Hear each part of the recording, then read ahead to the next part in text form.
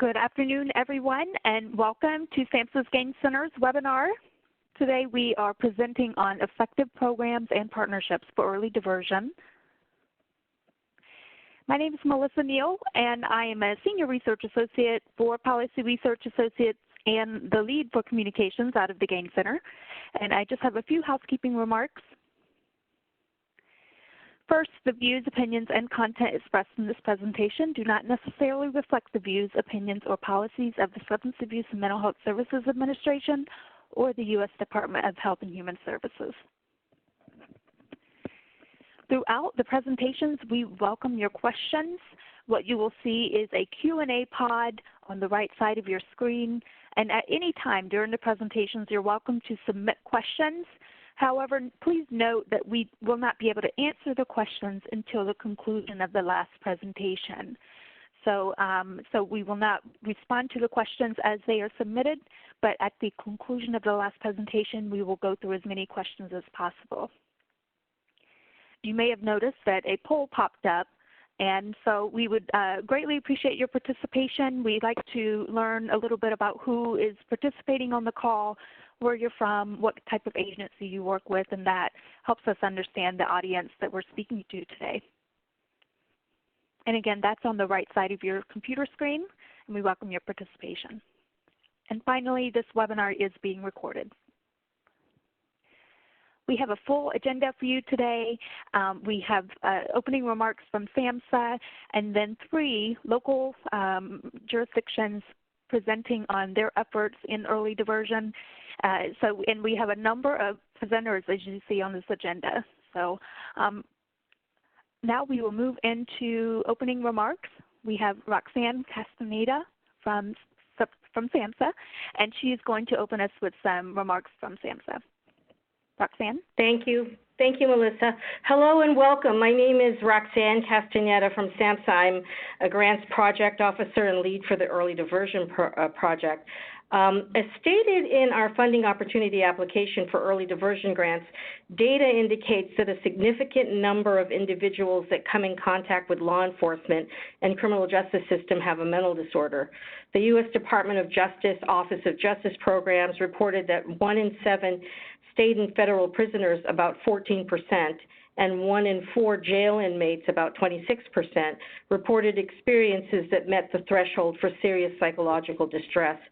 Approximately 250,000 individuals with serious mental illness are incarcerated at any given moment, about half arrested for nonviolent offenses such as trespassing or disorderly conduct. Effective diversion programs begin with establishing collaborative partnerships between law enforcement and community providers. Establishing clearly defined and sustainable partnerships is the first of 4 core strategies in the International Association of Chiefs of Police's One Mind campaign, and the first element of the Crisis Intervention Team's 10 core elements. The Substance Abuse and Mental Health Systems Administration Center for Mental Health Services awarded 12 grants for law enforcement and behavioral health partnerships for early diversion in 2018.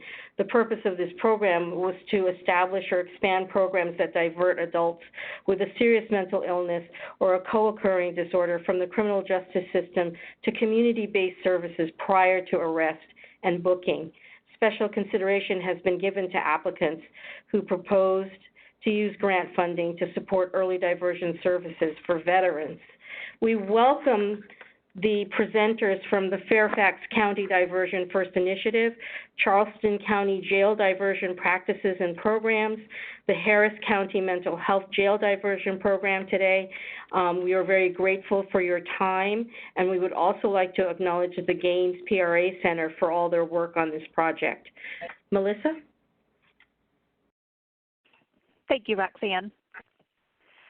All right, so now I'm going to briefly introduce our presenters, and we have many presenters, so I won't go over all of the information on their bio slides, but welcome you to read all of the information.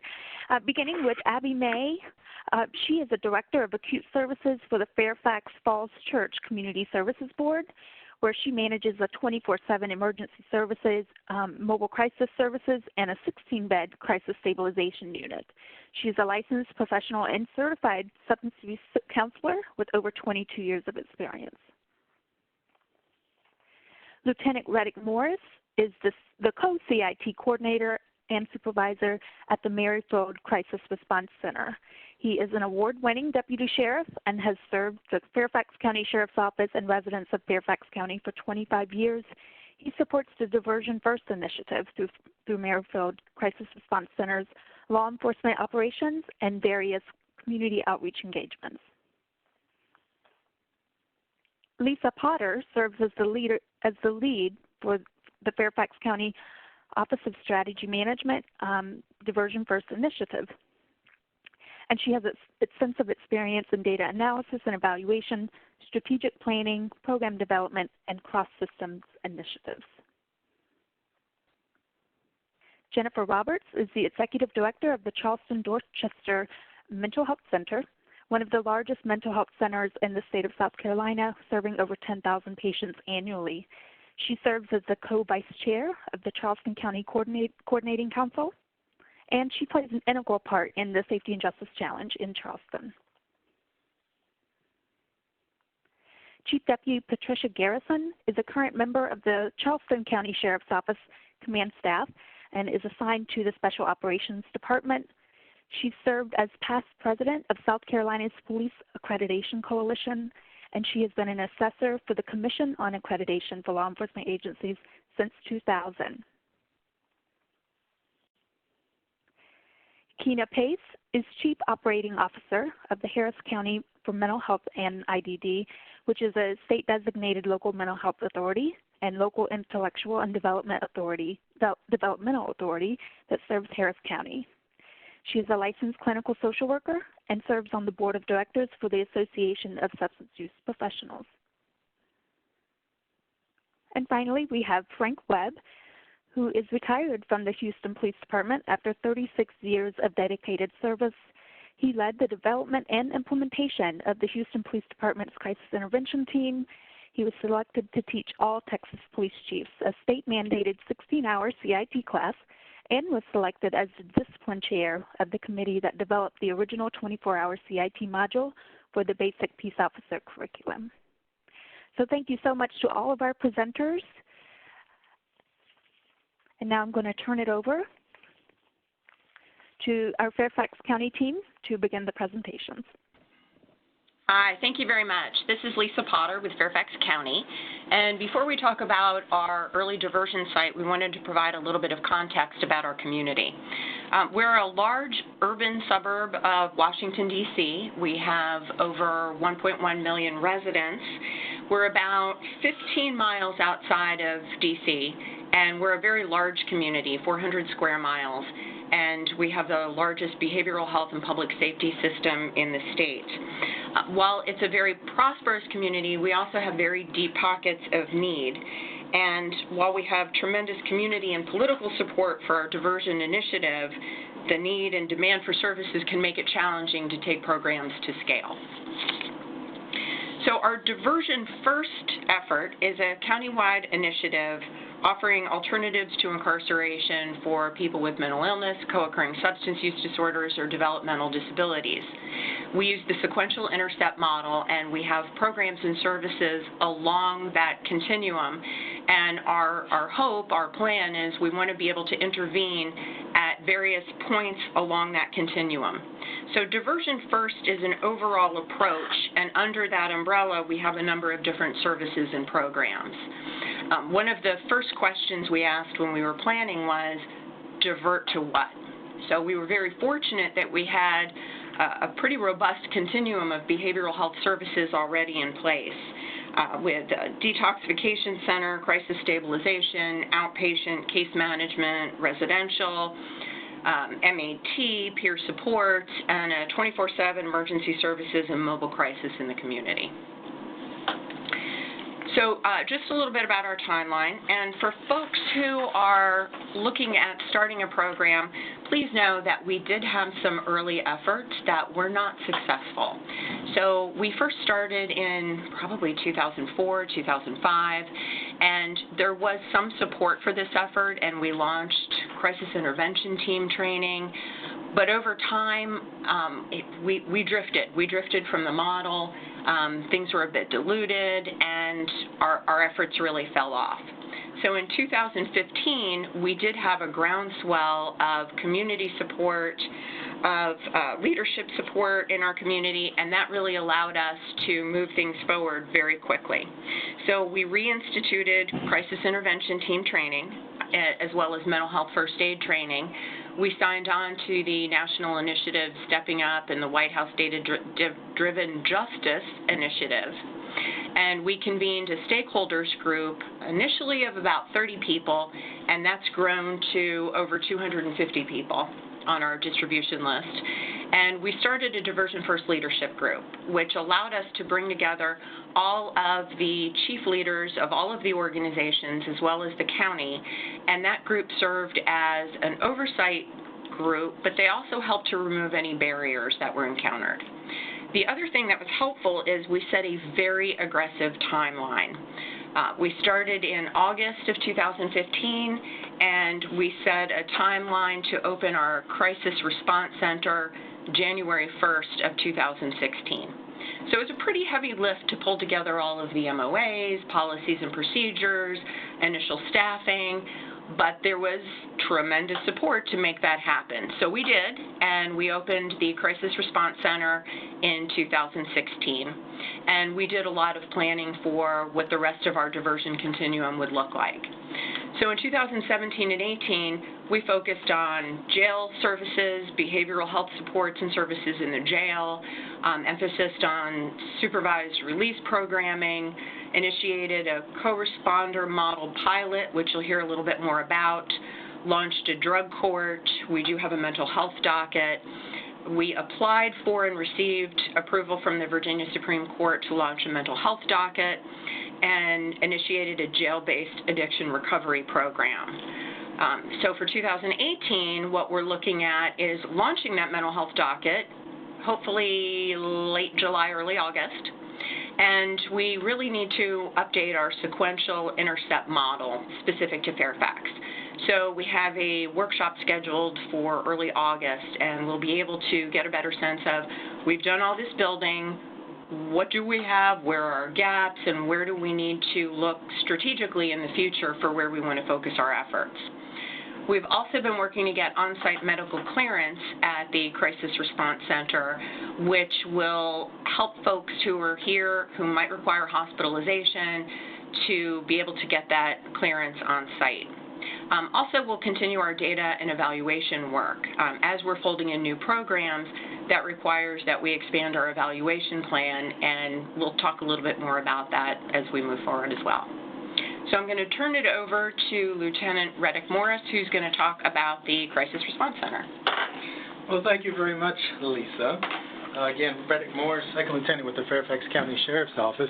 Wanted to take you back a little bit to 2016 when we started our MCRC with our law enforcement community, which is the Fairfax County Sheriff's Office and the Fairfax County Police Department. We started off with 4 staff members working 12.5 hours a day, and this was to meet our efforts with training as well within the CIT component, where our officers and the deputies here would accept a warm handoff of individuals who were diverted from low-level of arrest who may have been going through a mental health concern in the community. We're closely approaching our 2-year anniversary, going 24/7, where we currently have 20 law enforcement staff members working day in and day out with our CSB partners here at the Maryfield Center. Some of the services that are provided here at MCRC outside of just from the law enforcement community as it relates to the diversion from potential arrest and the custody exchange, we do have certified doctors and clinicians, mental health doctors and clinicians here for crisis intervention and risk assessment. We do have voluntary and involuntary admissions to psychiatric hospitals, and also, as earlier mentioned, our 16-bed short-term crisis stabilization unit known as Crisis Care. Individuals can come into the Merrifield Center here where they will have their medications managed by the psychiatrist on duty.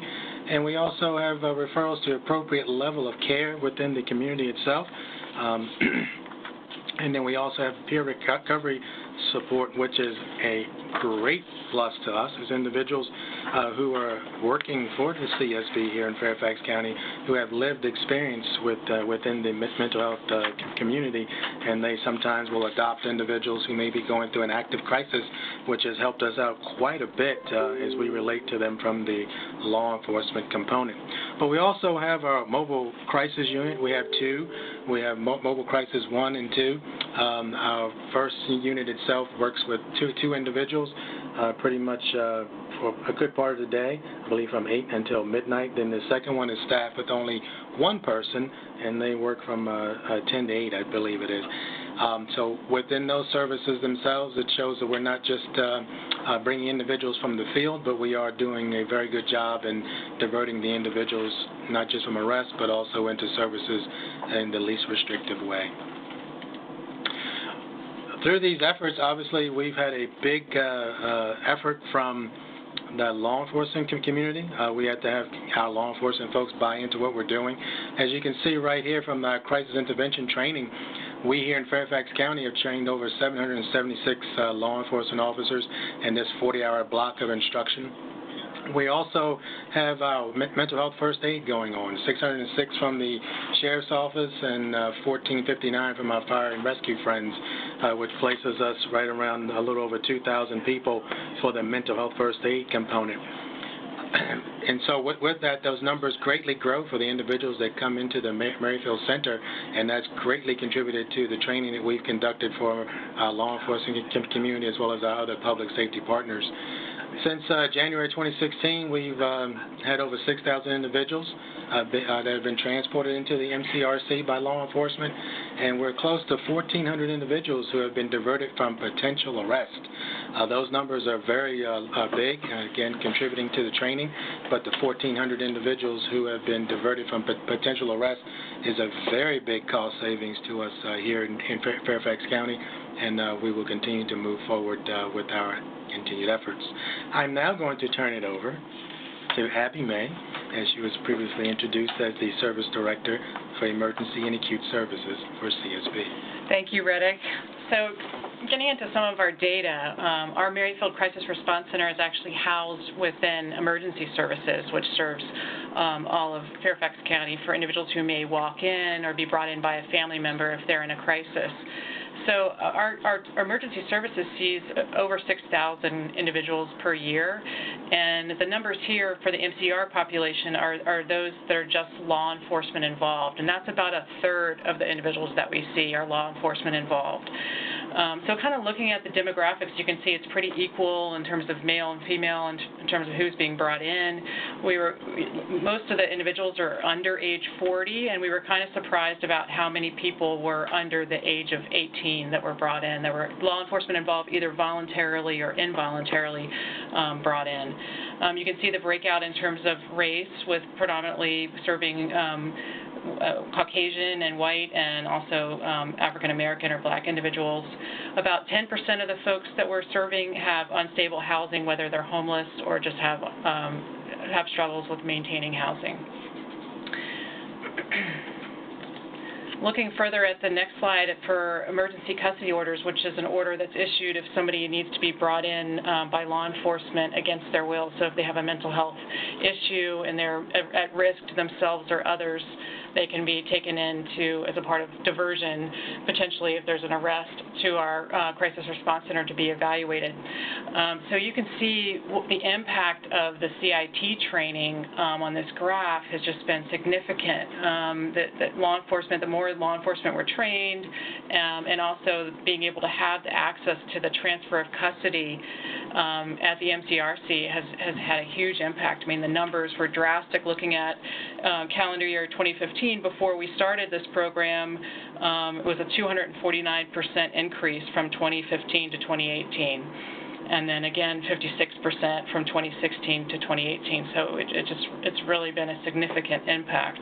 You can also see that the numbers continue to go up in terms of numbers of folks that are diverted, a 41% increase from 2016 to 2018.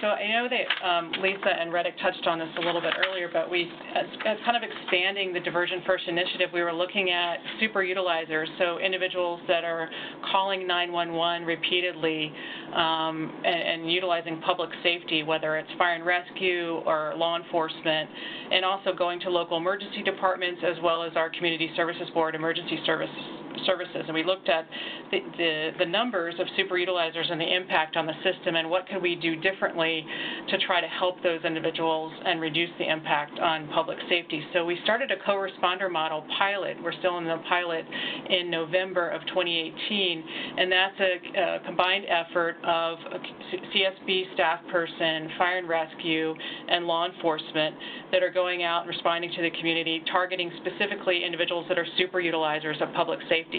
So right now we're getting our referrals from our 911 dispatch center. They're looking at individuals that have called more than 6 times in the last 60 days and referring those individuals to us to follow up.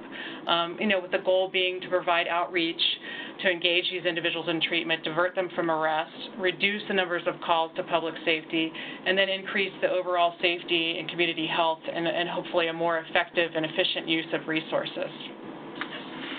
I'm going to pass this back to Lisa to talk a little bit more about some lessons learned. So we wanted to share a little bit about what we've learned since we started. And one thing that's, I think, been effective for us was we started with some existing resources and we built on our successes. So as you heard Lieutenant Morris mention, we opened up the MCRC with limited hours. But as we were able to demonstrate the benefits and the demand, we were able to more successfully advocate for and receive county funding in later budget cycles. We also started to apply for state funding. And interestingly, we applied for state funding early on, and they very nicely said, "We don't think you're ready yet." So we went back after we had about a year under our belt, and we had some data to demonstrate the effectiveness, and then we were able to receive that funding. In addition, one thing that we've learned a lot about, and Abby and Lieutenant Morris are going to jump in on this, is how important, it can't really be understated or overstated, how important the collaborative relationships are and how it's so important to get the right people to do the job. Yes. One of the big things, obviously, with the law enforcement community, you're bringing individuals into a health and human services side. So you're bringing individuals back from normally what they do, either from a confinement setting or a patrol setting, and you want to make sure that we're bringing in the appropriate people who are supporting the initiative itself, but also individuals who can meld greatly with other groups and to forge ahead those relationships for a successful initiative. And I think from the CSB side, there was, certainly anxiety amongst the clinicians about what was it going to be like for staff to have law enforcement here 24/7. Were our clients going to be very intimidated by that? Was it going to be a welcoming environment? What was going to be the impact? And they were also concerns about confidentiality and how to kind of negotiate that with law enforcement here. And one of the things we found really important was to be able to have regular meetings with law enforcement leadership to kind of talk through any problems that would come up, as well as in building a sense of a team and camaraderie and relationships.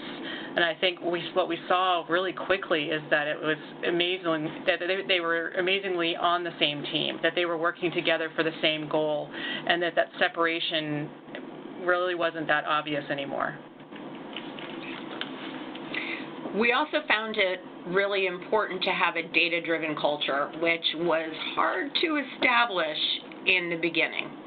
So what we set up was regular meetings, stakeholder meetings with community members, our Diversion First leadership group, where we had to report on data, initially on a monthly basis.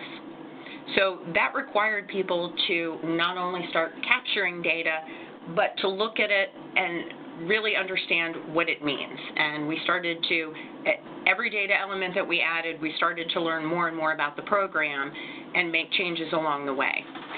You heard us talk a lot about pilots. So we're big on pilots because it's a way for us to kick something off without waiting a year to try something new, and then we're able to tweak along the way. So we've had a lot of success doing that. Also, monitoring efficiency and effectiveness. So we have a lot of process measures, but we also needed to include outcome measures and an evaluation plan. So as you've heard, we don't necessarily have one program. Certainly the Merrifield Crisis Response Center is one of our programs, but it's been really a bit of a challenge to try to wrap our hands around measures at each of the different intercept points and for every program. So we continue to work on that, and we continue to make sure that we share our evaluation plan and results along the way. And Abby, do you want to talk a little bit about using data for resource allocation and planning? So looking at the data, some of the areas that we identified that maybe we needed some additional services or follow-up to try to engage individuals were, for example, the super utilizers when we talk about the development of the co-responder model to target those individuals. In addition, we were finding that oftentimes individuals that come in maybe that are diverted, that go to the hospital against their will, they might get hospitalized but then don't follow up with any outpatient treatment or any kind of aftercare. And so we brought in a care coordinator, and their role is specifically to follow up on those individuals that are involuntarily hospitalized and make follow-up calls, make sure that they're getting connected and engaged in treatment after they're hospitalized. The other population we targeted was youth. When you look at the demographics with the numbers of youth that were being brought in from law enforcement involvement, we were seeing that some youth were cycling repeatedly through the emergency service. So we started a youth group and a parent group that's actually led by some of our peer support specialists to help engage those youth as well as the families. So we use the data to help kind of allocate resources to address the needs. And data sharing challenges, we could probably all speak to that. We have multiple disparate systems with little to no interoperability and a lot of manual processes. So we've worked very closely with our Department of Information Technology to try to automate as much as possible. The county is building a data warehouse as we speak to try to pull all of our data together, not just in aggregate, but to be able to look at individual level outcomes. We've also had to work very closely with our county attorneys. That level of data sharing has been challenging. You often hear people talking about MOUs to help facilitate that, and certainly we do have MOUs in place, but what we've learned is an MOU isn't necessarily enough to share the kind of data that we need to share based on HIPAA and certainly 42 CFR. So we do get releases of information wherever possible, and we continue to work very closely with our legal team to have them weigh in on what we can and cannot share.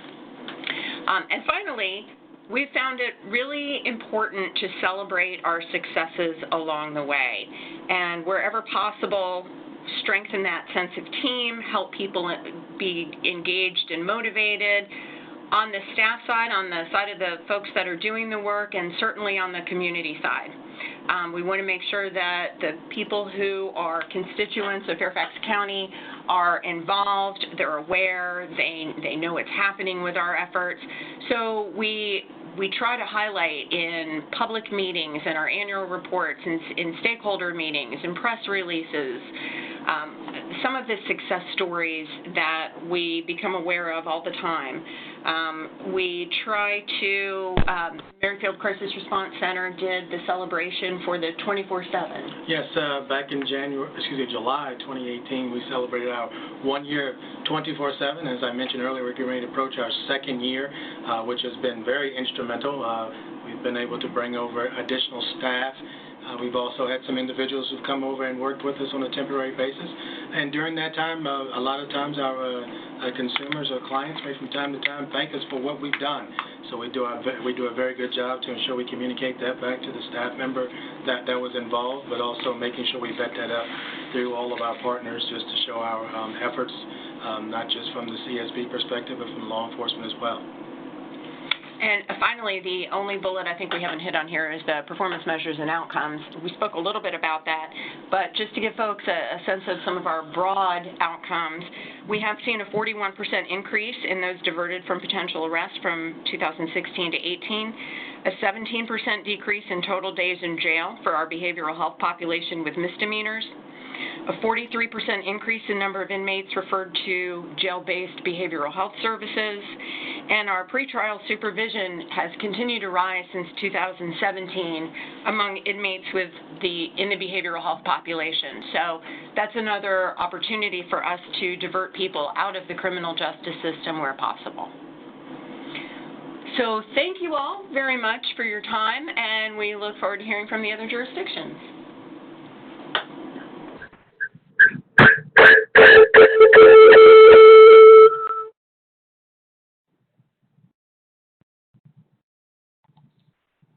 Okay, hello.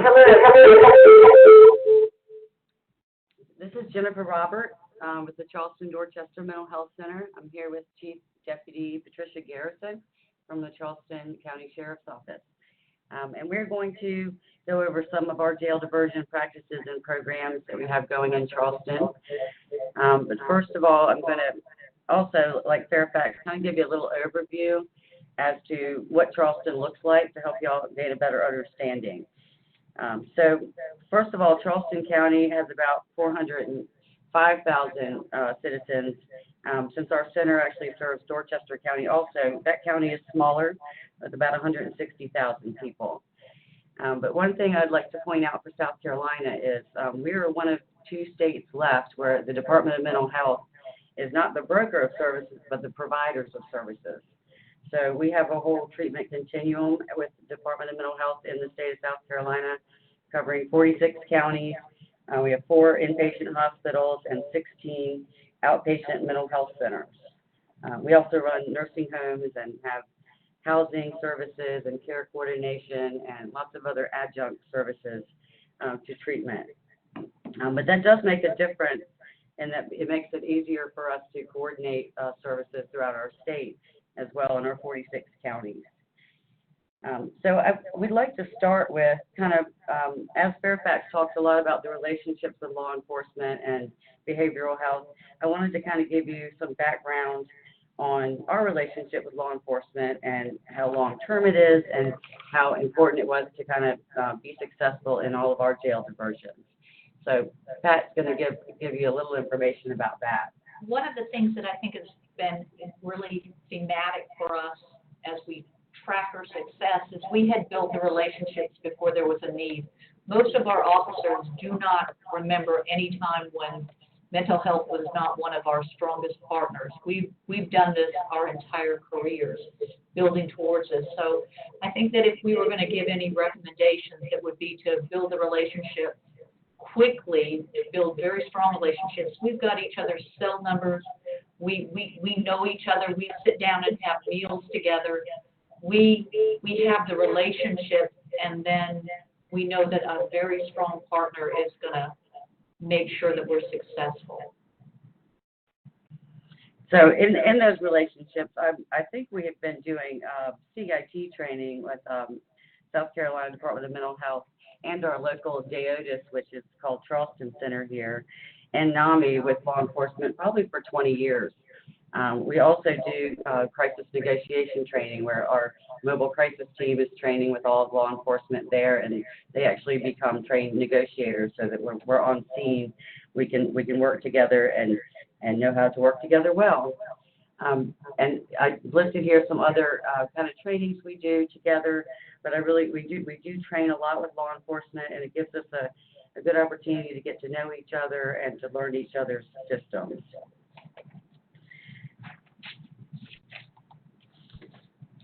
So this slide is our system intercept map, which kind of shows all of our behavioral health interventions and programs throughout the whole justice system, things we do prior to police or law enforcement involvement, all the way to post-incarceration. This probably needs a little bit of updating too, as we've made some recent changes, but I'm just going to kind of go over Intercept 0 and 1 with you today because those are kind of our jail diversion things we have going on. I'm going to highlight some of our programs, kind of pre-law enforcement contact and then some after the contact with law enforcement. But I'm going to spend most of the time today talking about our Crisis Stabilization Center. So in Intercept 0, I mentioned the training already. We do have intensive community treatment teams that go out in the community working with patients and trying to keep people on their medications. We have a collaboration with law enforcement and the food bank and hospitals and our local DODIS and EMS and our FQHCs, with federally qualified health centers, for a program called Pharmacy, spelled with an F. It's because we give out fresh vegetables downtown at a 12-block radius we identified as a high crime area. So all of us together once a week go out and just meet folks and try to get them connected to either mental health services or primary care services or housing or other things like that to try to help the community. We also have a homeless outreach team and a community outreach team that consists of care coordinators, peer support specialists, and mental health therapists that go out. They're partially located at our homeless shelter downtown here in Charleston, but they also go out in the community and work with the homeless folks. One thing I'd like to mention about our mental health center is our access.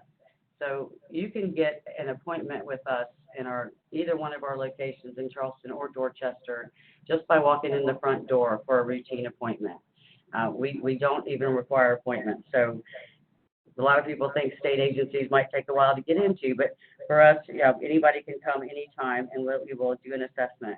So that's really helpful, especially because we also serve as a police drop-off site. Our mental health center and our crisis stabilization center is a place that law enforcement can drop people off to get services. We have a 24/7 mobile crisis team also. I'm going to talk a little bit more about that in a minute. But other things we have out there is we cover all the schools in Charleston with school-based mental health counselors that are master's level clinicians. And it's just another place we have a lot of access points for people to get help. We do have an EMS mental health telehealth project too, which I'm going to tell you a little bit about when I'm going to talk about mobile crisis coming up shortly. One really important thing that we have here, and we've had it for probably about 20 years, is the Mental Health Task Force. So this is a group of hospitals, law enforcement agencies, probate court, sheriff's department, mental health centers, community advocacy centers, school districts, pretty much anyone you could possibly think of that has any interest in mental health or behavioral health or drug and alcohol treatment. So this group gets together twice a month, and we meet just talking about community needs and where we are in the community, if we have issues with each other or our programs that we share. It's usually decision makers from these agencies attend this meeting. So if we are kind of stumped on something, that we can kind of make sure we go ahead and get the problem resolved that day. And that's been really helpful in Charleston, really to help us kind of define who needs to be doing what programming so that we're not duplicating things out there and we're filling all the needs of our county. And other things that's really important for kind of jail diversion is in the past 3 or 4 years, we have embedded 7 mental health professionals in Charleston, Berkeley, and Dorchester counties in our law enforcement offices and sheriff's department. And I wanted Pat maybe to say a couple words on how that's been for them. The mental health practitioner that's embedded becomes a part of our culture. We become a part of their culture more. So they're available to our officers on any issue, any person in crisis. And so we've used these people to assist people in court. We've used them on eviction. We've used them in negotiations. I mean, there's an endless list that we've successfully used them in, but our officers also know that they can walk straight up to this person and get some sort of direction if they're dealing on somebody in crisis, for them to help us evaluate and to do risk assessments. Another thing that's great that we have here is there was an administrative demand law passed many years back in the late 80s. So where normally when law enforcement has an ongoing investigation, they can call the mental health center and get information about patients that we are serving or have served. In this case, it gives us the ability to share information with law enforcement, but even if it's not an ongoing investigation. So, like, I'll get a call from the sheriff's office, and they'll say, hey, can you look into this person? We're worried about them. And I just have to say, can you please send me an administrative demand? And they do that, and we're able to talk to them. And usually it's to do things like, hey, can you go find this person? This is where we last saw them, and see if you can get them into treatment.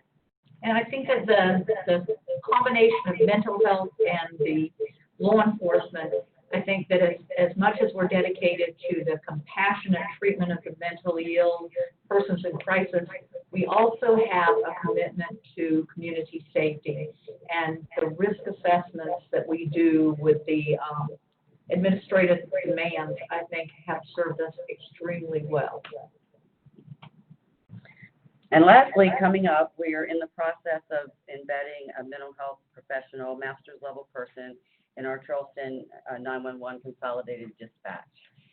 So our hope there is to, we've kind of identified lower level calls that could be sent to the mental health person to triage, and hopefully maybe reduce the amount of times police and EMS and fire have to go on scene. So that's coming up, and we have been getting the help of Houston on that one, so thank you for that. And so I'm going to move on to the next slide. So again, I'm not going to go over all of our programs, but like Fairfax County, I think it was important to illustrate our timeline of when we started. So Mobile Crisis is 32 years old for Charleston. This program is currently in the process of being rolled out across the whole state of South Carolina. And we will have, hopefully by the end of July, all 46 counties will have 24/7 mobile crisis coverage, which is really great news because for many, many years, Charleston was the only mobile crisis unit in our state. Another kind of important thing that I kind of haven't mentioned, and this has been in the past few years, is our Criminal Justice Coordinating Council was developed in 2015, and our chair is our assistant sheriff, and the other co-vice chairs besides me is our head of our DAODIS, our Charleston Center. So that is a large group of community partners and lots of law enforcement getting together, and probably really for the first time to really change the culture and the way that we do things in Charleston to try to divert more people from going to jail, and it's been very successful. We are part of the Safety and Justice Challenge, and that is very data-driven, as Fairfax and Harris County know as well. But we're making great strides in Charleston, and it really is helping people with mental illness get the treatment they need, and instead of having them be incarcerated, and lots of great things happening there. Ms. Robertson, Deputy Chief Garrison, there is a bit of an echo, so if you wouldn't mind making sure your computer sound is off. Okay. Is that better? Not yet. My computer sound is all the way down. My phone, okay. I can turn my phone all the way down, but then I won't be able to hear you say if it's getting better. No, that's perfect. That's perfect. Okay. Thank you. Okay, hopefully that's better.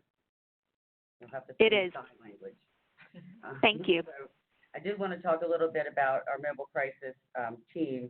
So we have had this team, as I said, for 32 years, and we do respond anywhere in the community, anytime, except for emergency departments. We do a lot of emergency department and jail diversions with this program. I'm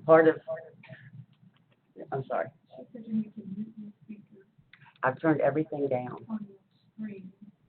My screen is down too. Sorry, people are troubleshooting our sound still. I don't have any other things to turn down. I could find. I want to get IT to come in here. Okay, so I'm going to keep talking, maybe get IT to come in here and see if they can figure out how to get this, me to not echo. So I apologize. Thank you.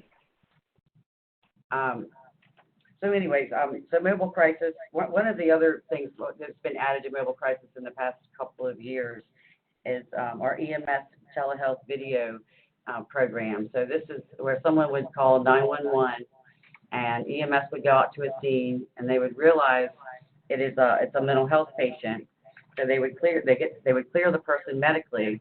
The patient would go with the EMS supervisor, so the EMS bus gets to go back in service, and then they basically call up mental health, the mobile crisis team via computer, where we're doing mental health assessments via computer. And I can tell you, before we started this program, EMS would probably call mobile crisis 5 times a year because it would take mobile too long to get out to them to help, so they just took everybody straight to the emergency room. Since we've been doing this, as you can see, just since last July, we've had almost 500 calls and assessments. So, Pat, do you want to talk a little bit about the interactions with mobile? And just that mobile crisis is so much a part of our culture. There is not an officer in our agency or in our jurisdiction who remembers a time that we did not operate in partnership. They negotiate with us, they train with us, they assist us if we have problems with therapy, assistance with persons in crisis, and this is something with mobile crisis where there's not a time that we cannot get a hold of them.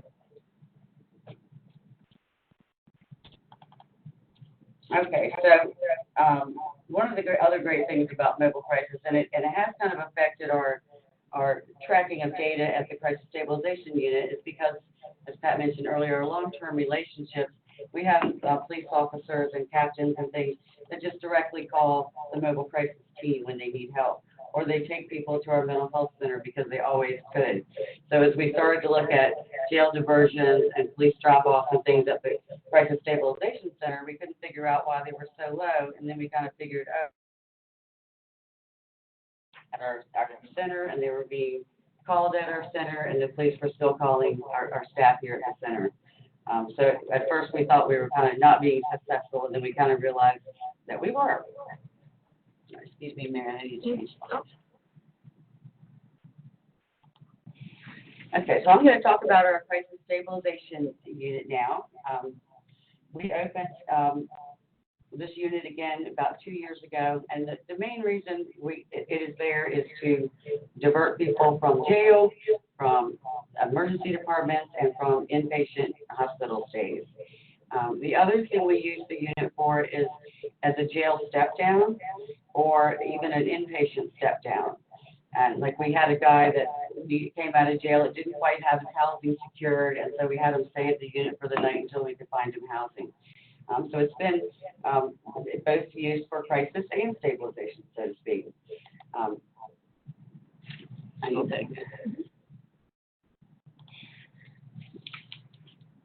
So we have a very small 10-bed unit. It is only 2,200 square feet. And as our assistant sheriff says, when you go to tour it, it is very underwhelming because of its size for the amount of play it gets. But we reopened it about 2 years ago. It is open 365 days a year, except for maybe when we have hurricanes. It's the only time we can close it. It's a voluntary unit, and it is in the Charleston Center, which I mentioned is our drug and alcohol agency. That has been a critical location for it to be, because a lot of times the need for drug and alcohol treatment is there for patients either when they leave, or maybe they're not appropriate for that unit and need to be in a detox unit that's housed in the same building. So I can't tell you how important it is for us anyway to have that unit be in our drug and alcohol treatment center in Charleston. It's currently licensed as a CRCF, a residential care facility, and so it's not a locked unit. Part of our issues, I guess, starting out now, is having it as a CRCF is kind of like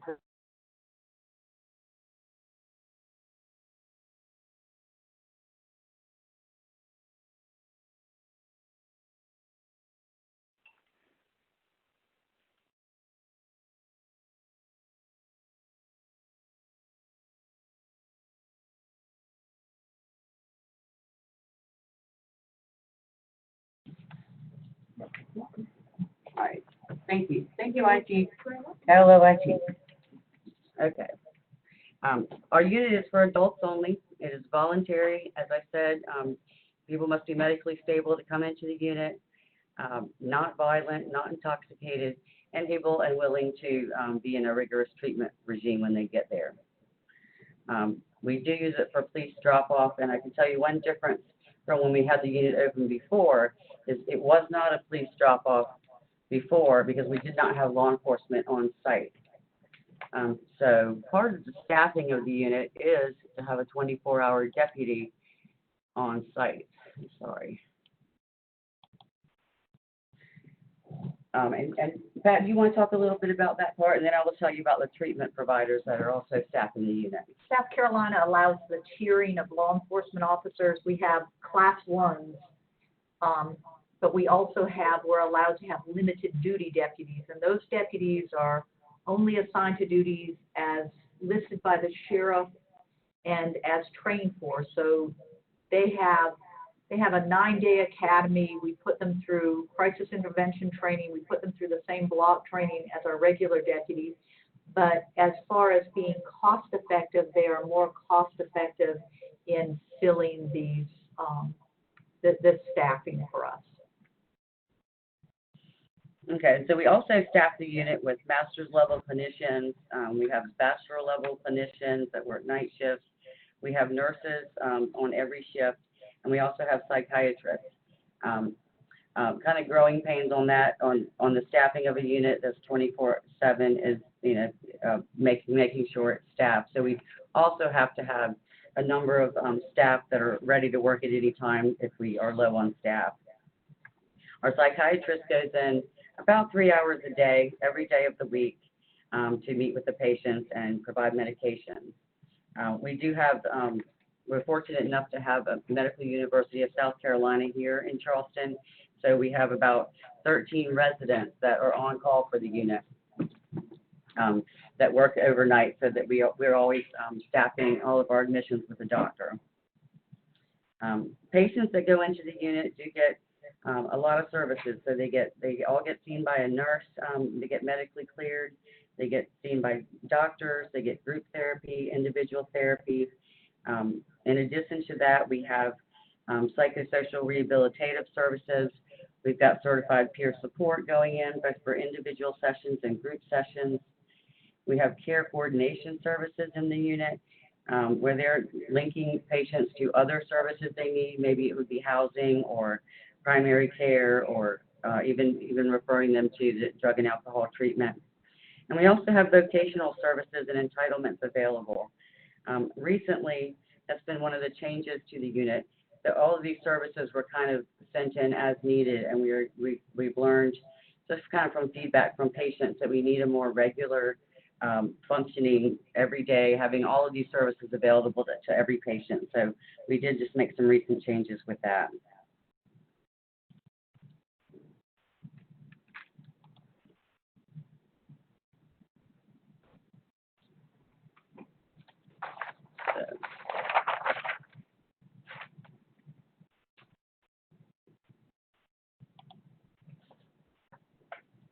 Okay, so I wanted to talk a little bit about when we opened the unit. So in order to open a unit like this, we needed to have money up front. So again, we got together as a community and said, this is a community problem. It needs to be a community program. So we got money originally from hospitals, from our state, South Carolina Department of Mental Health. The Sheriff's Department does have the 24-hour deputy that staffs the unit, and our jail also supplies the 3 meals a day at the unit. Our CJCC, through a grant, through the MacArthur grant, was able to help pay for some of the staffing. And Charleston Center, the DAOTIS, where it's located, has the administrator, so we don't have to pay for the administrator. And another mental health center, our sister mental health center, also helps contribute to the unit. So what this turned out about a year and two years later, when we went back to look and see, how is it going? I was checking with numbers. I know Fairfax was talking about data, and data gives you a lot of information. And one of the things that we learned was the hospital EDs weren't using the unit at the same pace. So one of the hospitals was using it a lot more than the other. So it wasn't really necessarily fair to have the hospitals contributing the same amount of money to the unit. So we decided after doing lots of math that we were going to take a little bit of a risk on our side and change it to per diem funding, just meaning they're going to pay by the day. So if an emergency department does refer a patient, they're going to pay for that patient by the day instead of an upfront general cost, because originally the hospitals both contributed $250,000 each. Now, could we have opened the unit this way? No, because we needed the money up front to get the unit going. So would I recommend someone try to open a unit this way? No, I wouldn't, because you wouldn't have the money to open it, and you really wouldn't know whether it's going to sustain the unit.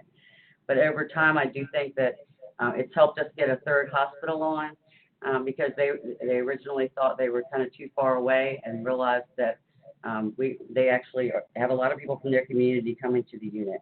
So, I mean, you can be creative. I know throughout the country, lots of places that have crisis stabilization units, a lot of grant funding is helpful, but it really does need to be a community program and paid for by the community.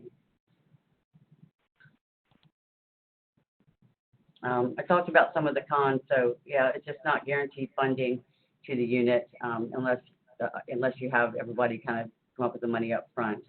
I can say another thing we've learned over time is staffing can be costly. We have a lot of people who've been with the Department of Mental Health a long time that deserve a lot of leave, so you have to kind of pay for that staff while you're having other shifts covered. So one thing that was really important in the very beginning, opening the unit, was really getting together your advisory board and meeting often. So it was all the financial partners and stakeholders. We originally met every 2 weeks and then went to monthly, and now we moved to bi-monthly. But we do look at all of our outcomes and financial data with them. We troubleshoot problems with the group, and it helps keep our relationships going smoothly. At this point, being open for about 2 years, the advisory board meets only quarterly, and we just are in constant communication with each other all the time. So I have some numbers for the unit to share with you. So these are from since the unit has been open, and you can see kind of the breakdown of whether it's mental health centers, emergency departments, or law enforcement referring to the unit. And again, law enforcement numbers here look a little low because law enforcement also uses our mental health center. So a lot of times they may drop patients off at our center, and then we take them down to the crisis stabilization unit. So what we found is when you have a lot of different programs all working towards the same end, it is sometimes hard to take the data and separate it on which is actually helping the most. But we do actually, it says 20 jail diversions. We do several more jail diversions of that as a center, just because police take everyone to our centers to drop people off as well. So the majority of the patients do have suicidal ideation and psychosis that come into the unit. And again, remember, it's a voluntary unit. So if we thought they needed to be committed to a hospital, they would not be allowed to come. And if we decide that somebody maybe it makes us nervous that they could walk out at any time, then we would change it to a commitment. But we've been pretty fortunate with that. Most of the referrals and things have been pretty on target as far as that goes. Referral outcomes, we accept most of the patients. I think the next slide kind of talks about why we don't accept some patients. Yeah. So the number one reason why we end up not taking a patient is usually because they're intoxicated or they need medical detox. We may know that before they get to the unit and say no, but if we don't know that until after they get to the unit, we're right there in the same place as the detox for Charleston. So that part works out great. The other, I guess, bigger thing that I guess causes most other people to be not accepted is just violence. And this one gets tricky. We do have a deputy on site, but we certainly don't want to put our patients or our staff or our deputy in any kind of danger either. So that gets a little subjective on the violence part. So that's been something we've kind of learned how to kind of do a better job of screening and making sure that we're staffing it with everyone because a trigger for violence could be something that's not in any part of anyone's life anymore. We wouldn't want to not accept them to the unit for that. The gender seems to be pretty much split. We do have, as far as bedrooms go in the unit, we do have shared bedrooms, but we also have bedrooms for singles, for males or females as well. As you can see, the race and ethnicity numbers are also about split. So 83% of the patients that come to the unit are new. We kind of expected the numbers to be a little higher for repeat patients. And from some of the feedback we've gotten, part of it, we've added some services and changed the service array, like I told you about, that we got patient feedback. And I do expect, actually, the repeat patient numbers to rise. I do think we've done a better job with that. Recently, we also added sending peer support services to emergency rooms to help engage people into treatment. So the majority of our patients are self-pay. So as you can see, 58% of our patients that come into the unit are unfunded. That is another reason why we found it very important to bring entitlement specialists into the unit to make sure that we can't get entitlements for anybody there. So we will have everybody who comes into the unit at this point will be getting screened to see if we can help them get some insurance. So one key piece of data that we tracked from the beginning, and I would definitely suggest doing this if someone's wanting to open a crisis stabilization unit, is we were tracking zip codes of where people lived, both for referrals and for admissions. As you can see, we can break down for our area, these are all the different places of parts of Charleston County. As you can see, the majority of our people that come to the unit are homeless. But this helped us as we look at the data later. And I'll show you a different map.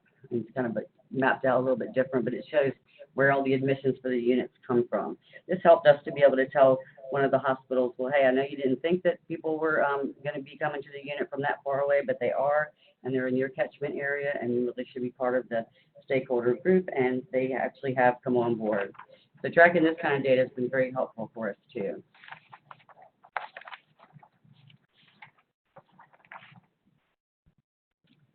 Okay, so lastly, I wanted to talk about lessons learned for crisis stabilization units.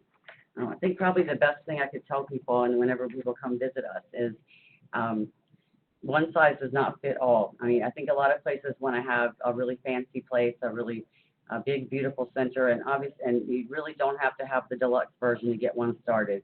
Ours is 10 beds, 2,200 square feet. Yes, we wish it was bigger, but yes, it does do the job. So it doesn't have to be perfect. It is a community problem, and I think communication along the way is critical to make sure that problems get solved quickly and staff get retrained or whatever the need may be, since you want to be making your stakeholders happy.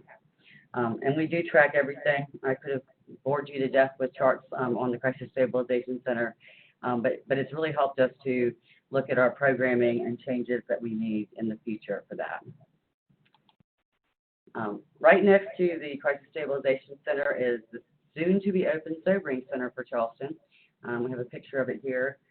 We've really had it ready to go, honestly, almost a year, and we just can't get the staffing for it. But soon, this will be also a law enforcement drop-off for patients, too.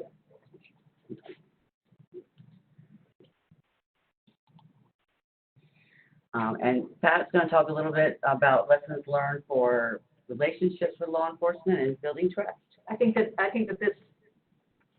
this slide says everything. It's all based on relationships. I think that we have to coordinate between mental health and law enforcement. I think that there has to be shared training. I think there has to be shared vision.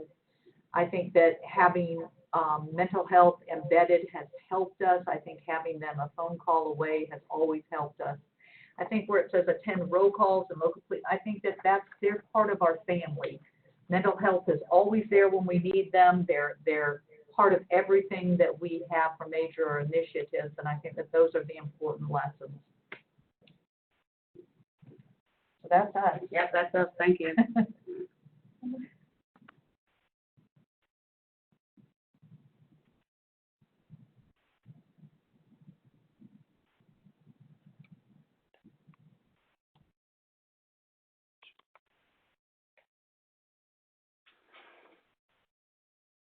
Good afternoon, everyone. Keena and I we appreciate the opportunity to participate in this webcast. Just real quickly about background about Harris County. Harris County population about 4 million. City of Houston, which resides within the county, 2 million.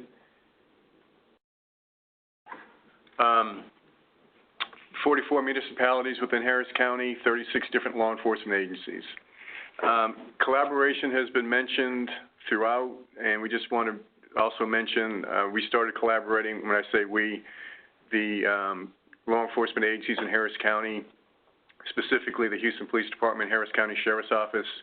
We started collaborating with our local mental health authority, the Harris Center for Mental Health and IDD, in 1991.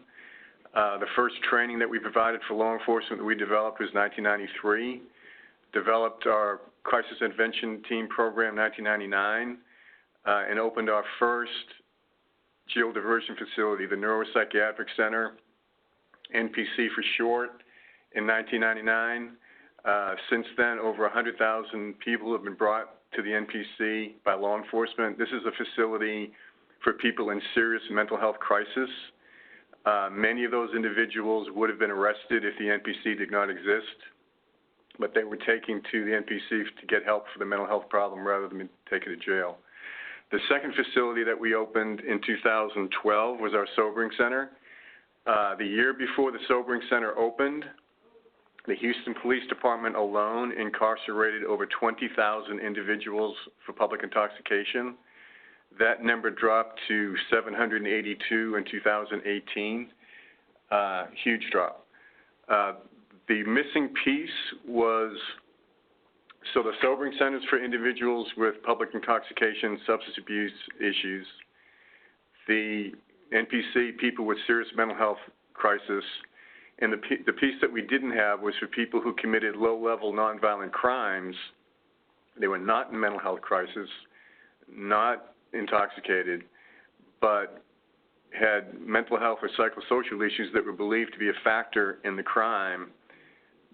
That's the piece that we did not have that we do have now, and we're going to focus on today. That facility is the Judge Ed Emmett Mental Health Diversion Facility, and that opened in September of 2018. It is a pre-charge alternative. We have been doing jail diversion for several years. Prior to the opening of this facility, our emphasis was on reentry programs, which we still have, and they're still important. But to us, those are really recidivism programs because the people are in jail. It's trying to keep them from coming back. We look at the Judge Ed Emmett Mental Health Diversion Facility, I'll just call it the diversion facility from here on out, as true diversion because it's pre-charge. These people are never charged. They're never, and there's basically two avenues to divert. Our preference is for officers in the field to divert directly from the field. And then we also have a system in place in our new Joint Processing Center where individuals are taken to be booked into jail to identify individuals that meet the criteria. If the officers in the field happen to miss it, then we can identify them hopefully in the Joint Processing Center. We have a diversion desk in the Joint Processing Center with 2 master's level behavioral health 24/7, and they can look the person up in their records, do an assessment. We have a computer that's hooked up for telepsychiatry if they need it to try to see if the person is a candidate for diversion. If they are a candidate for diversion, the person is never booked, never charged. They're taken directly from the Joint Processing Center directly to the diversion center. And the majority of individuals are actually diverted directly from the field, though. So, yes, so in February 2018, the then County Judge Ed Emmett asked us, the Harris Center, the local mental health authority, to open the diversion center and do true diversions. We knew we needed to move quickly, so we toured the Charleston facilities and the Fairfax facilities to get some great concepts, which we did, and then we came back with lots of excitement and converted an existing facility. And then within 7 months, we opened on September on September 4th, and it's a multi-level, it's a 3-story, so on the first floor we have observation, the recliners, which we saw at the other locations, and the deputies on the first floor, and dining. The second and the third floor are residential rooms that are 30 beds, and then the 12th, so we have capacity for 42. And we are staffed with peers, nurses, techs, psychiatrists, primary care. We have primary care every day, substance use professionals, and we focus a lot on groups and we're already starting like post-discharge and working on supported employment, supported housing, utilizing the peer support and LCDCs, following them through the aftercare process. Eligibility is for individuals who commit low-level violent crimes. We started out when we opened strictly with Class B criminal trespass, and then we recently, starting May 1st, expanded to other low-level misdemeanors such as failure to ID. And individuals all need to have or appear to have a history of mental illness, and it's voluntary. It is a voluntary program, and all adults. As far as partners, again, collaboration is the key. You can see the list of the main partners in this jail diversion program. To me, the key is the Harris County District Attorney's Office, because, again, the District Attorney had to make the decision to divert these crimes, which used to be filed on. And, you know, there are some in law enforcement who disagree with this concept. But, again, everyone, fortunately, here in Harris County, the chief of the Houston Police Department, the sheriff of the Harris County Sheriff's Office, and the others you see on this list, they're all in agreement with diversion. And, again, if the District Attorney's Office didn't divert these charges, though, it just wouldn't work. So everyone's on board, and it works very good. As far as funding, we have both state and matching grant programs. Data we have is good through April, and we've had a little over 1,000 diversions.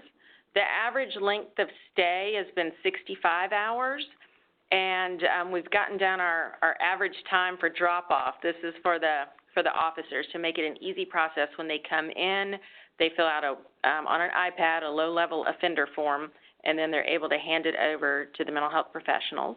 And then the longest length of stay that we've had so far is 22 days. And we've had 80% of the individuals have had one admission, and then predominantly so far we've had 80% male, 20% female, and 60%, roughly 60% are homeless.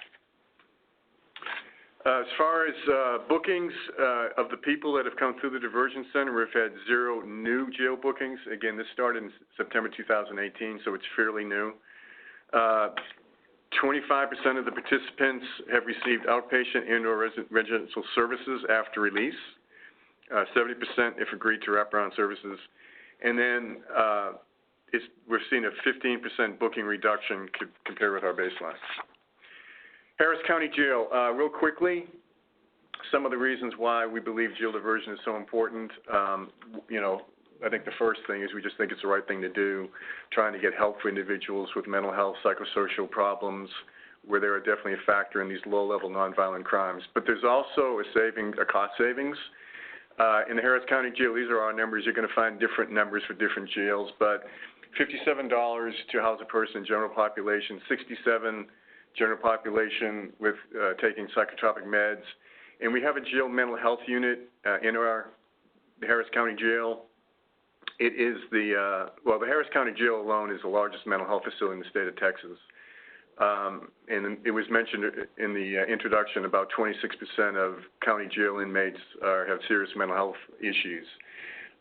Anyway, we have a fairly large mental health unit. The cost per day is $232. So inmates with mental illness are very costly. They're problematic for detention staff. And it's really, the statistics show that they spend longer times in jail. So these are just a few of the reasons why we're so supportive of jail diversion. And as far as cost savings, our district attorney just gave a talk about a month ago, and in that talk she stated that their estimate is that our jail diversion program has saved $9 million. These are, I mentioned earlier that we have 36 law enforcement agencies in Harris County. They're not all represented here, but these are the agencies that have utilized the diversion center. We wanted to give you kind of a snapshot of some of the outcomes and impact. We've gotten lots of letters afterwards with really some life-changing stories of individuals that have then reconnected with their family or gotten sober, gotten jobs, and we tried to capture some of those there for you with some of the powerful words. And we have had some that have come back once or more, and to thank the staff. We'd recently had an individual who was he was our second participant in the program, and he's just now this week. He's completed a 7-month residential treatment facility program, and he's now obtained the certification for peer recovery coach. He's gotten a job at our sobering center, and he's also doing NAMI in his voice talks. And the link, we wanted to let you guys know you can access this later. There was a little bit of a something with the link, but you can access that and hear Stephen's story. It really captures some of the great things that our participants are learning through the programming and through other stories. And then there's also some data that we have, as mentioned before. We're doing the satisfaction surveys and quality of life measures so that we'll be able to show our outcomes to the state and to our funders. We do also, as Heather mentioned, that we have a data committee, and then there is an oversight committee for this project specifically that has county leaders, DA leaders, and several, so that we are, and now it's a monthly meeting. We were meeting weekly when the center opened, just to really troubleshoot some of those difficult cases and to make sure that we were all on the same page, because there's been the collaboration theme that we've all talked about that makes this work. Thank you all very much. Thank you, Keena. And now we are going to take a few minutes. We have a little less than 15 minutes to go through some questions that have been submitted. If you have a burning question, please do submit it in the Q&A pod on the right side of your screen. And so I'm going to start with one question that came early on, a question to Fairfax County. Would you be willing to share copies of your redacted MOUs? And if any of the other counties have agreements that they would be willing to share, let me know. So, hi, this is Lisa, and we can certainly check to see what we're able to share, but we also wanted to put it out there that a lot of what we learned about MOUs we got from, there are a number of toolkits that are out there too. I think Stepping Up might have a toolkit through NACO, so we are absolutely able to follow up and see what we can share, but we can certainly also share some of the templates that we've used. Thank you. And I'm sorry, if anyone would like to follow up with us offline, our Diversion First website is included in the end of our presentation, and we'll receive any emails that you send to that website. So if there's a question that we don't have time to get to, please feel free to follow up with us offline. Great. Thank you so much. Okay, so we have one question that came in that I would be interested in all three panelists responding to, or all three jurisdictions responding. And we hear this pretty often, what is the definition of diversion? And we know that different places tend to use that term differently. So what is the operational definition that each of you are using, and what was the process used to develop that definition? I can start off if it's okay. This is Frank Webb with Harris County. To us, true diversion is pre-charge. Again, before our diversion center opened up, our emphasis was on reentry programs, which again are great programs, and they try to keep people from coming back to jail. But again, these are individuals that are in jail, and again, trying to keep them from coming back. Again, we switched our emphasis to the diversion center, which is pre-charge. So the people are never placed in jail. They're never charged with a crime. To us, that's our definition of diversion.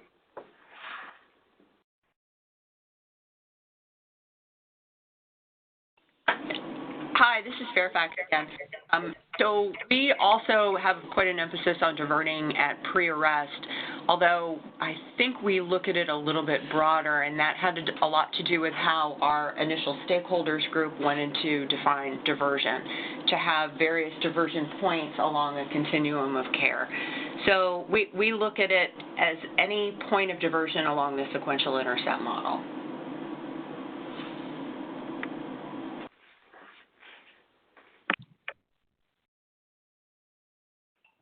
Any other comments about the definition of diversion? You can't get your...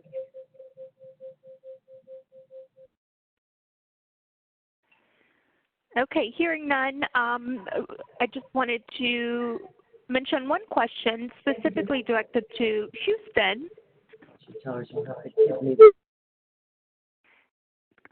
And so Houston, the question was asked, how is your average length of stay so low when 60% are homeless? Where are they exiting to? And so I also want to open this up after Houston answers if any of the other panelists are also doing work to address the issue of homelessness with your diversion population. You know, I'd love to hear what you're doing as well. So Houston? Sure.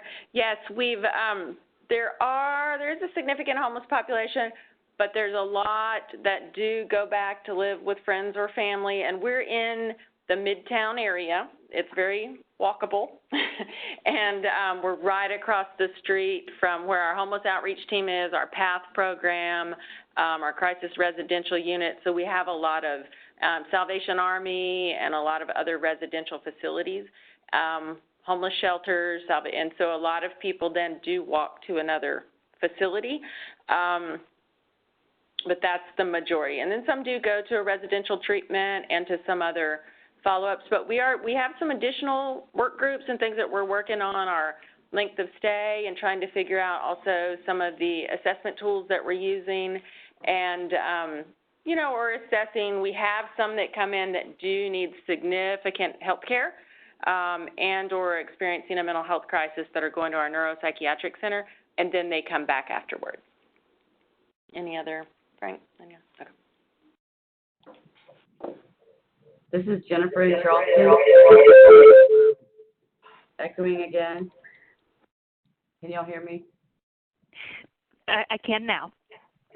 Okay. Sorry, I didn't mean to not answer the last question. We got IT problems here. I can say I agree with Fairfax and Harris County on our definition of diversion.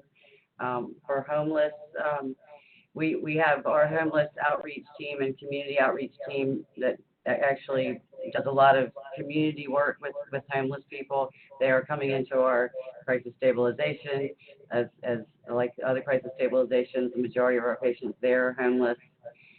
We have an RV that goes out in the community to try to connect with people that can't get the services otherwise. So I do think we have a lot of things we're doing here to try to address that population and a lot of ways to try to coordinate housing for people with homelessness.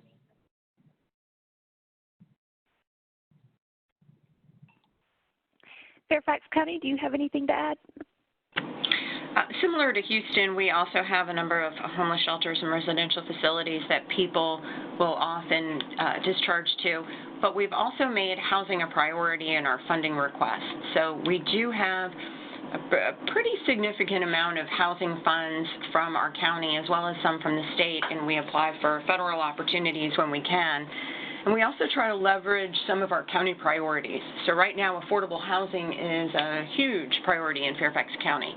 So we're trying to ride that wave a little bit too and try to get as many resources as we can for our folks, because as you all know, it's even if you have substantial funding, it's not enough to reach the needs of all of the people who need it. Thank you. So we had a few questions come up about people who are seriously mentally ill, and so I just wondered, could all of the panelists speak to when you do encounter someone who is seriously mentally ill, are there any specific services or pathways that they take, such as assisted outpatient treatment or anything, more of a higher level for that population? So any of the panelists who want to respond?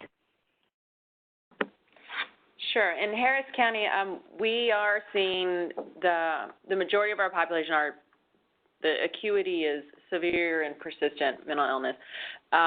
We do, as I mentioned before, we have the luxury of having a neuropsychiatric center that's operated also by our center. So we see a lot of transport back and forth from that level of care, and then we do have the deputies on site and have the ability to assist with that, which we did not when we first opened. We have psych techs and we have nursing, but we didn't have the enhanced level with the deputies that we added probably 3 or 4 months after opening. But we have had from day one, there's a lot of crossover from higher level of care for the inpatient level of care, and then they come back to us after stabilizing.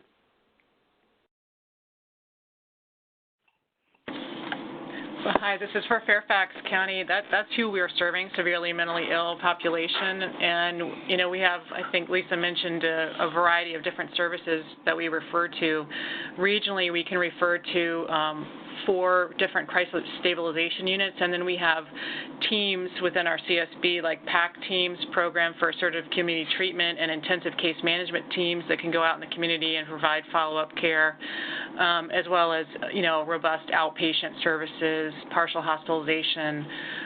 So we kind of have services across the spectrum. This is Jennifer in Charleston County. I think I can probably just echo Fairfax and Harris County. We too serve primarily people with severe and persistent mental illness. And we do have the luxury of several inpatient hospitals nearby that we can use. Our therapeutic transport team that's run by the Charleston County Sheriff's Office is really helpful in working with those patients and getting them to where they need to be. And we we obviously wouldn't allow them to go in our crisis stabilization center. They'd be committed inpatient.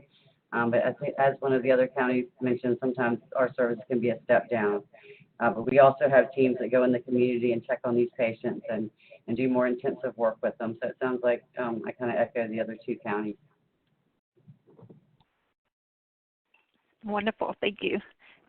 So one last question, and we'll need to answer this quickly as we can. It's a loaded question, though. One person asked, do counties and mental health organizations share in the cost of these facilities to which people are diverted? So if you could just briefly describe some of the strategies you've used in funding these diversion programs, and then this will be our last question of the day before we wrap up.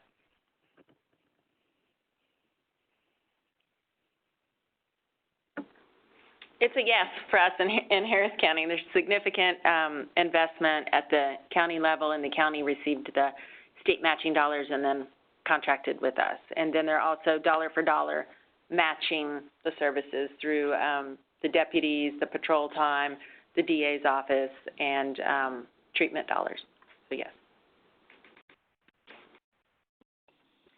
Yeah, it's similar to Fairfax. We have a combination of actually mostly county dollars. We also do have some state funds, and each of the agencies has been incredibly generous with resources all along the way. So I would say the majority of our funding does come from the state, but from the county, but we do have a portion of state and a portion of federal too, through grants. And this is Charleston, and we do have some county funding, some state, federal grants as well, and then a lot of in-kind services coming from the counties that help all of our programs. Wonderful. Thank you so much. So you should have seen a box pop up on your screen, and anyone who needs a certificate to approve to show that you attended this webinar, that is available for download. And also, if you want to receive a notice of the slides and the recording of this webinar, then please make sure you have joined our listserv. You will get emails with the slides included, and then also a notice when the recording is available on the SAMHSA YouTube channel. So please do note that it may take some time for this to get uploaded to the SAMHSA YouTube channel, but we will keep you updated when it is available. And so with that, if you are interested in more information about early diversion, please stay tuned for our Advancing Early Diversion Summer Series. We have a 4-webinar series coming up all about early diversion. And also as part of this summer series, we will be hosting small group discussions where the people who join will be able to have discussions with local and national experts around various early diversion topics. So please stay tuned to learn more about signing up for those small group discussions and participating in those webinars. So thank you so much, and hope you all have a wonderful afternoon. Thank you. Bye-bye.